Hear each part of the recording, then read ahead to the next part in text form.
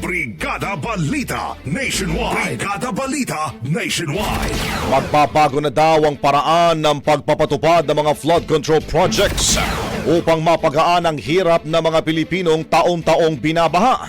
Kasunod po ito ng pag-aproba ng Investment Coordination Committee Cabinet Committee o yung ICCCC na higpitan ang proseso ng mga proyekto upang masawata ang korupsyon at masigurong kapakipakinabang ang mga ito. Sa bagong sistema mga kabrigada, hindi natitignan ang mga proyekto ng paisa-isa, kundi pagsasama-samahin ang mga ito sa loob ng isang river basin.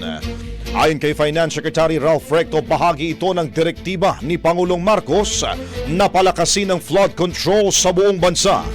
Binigyan din ng kalihim na seryoso ang gobyerno sa pagpapatupad at pananagutan at hindi papayagang masayang ang pera ng taong bayan sa mga sablay na proyekto. Ang bahaging ito ay hatid sa atin ng DriveMax Herbal Capsule. Lalaking angat, tumatagal.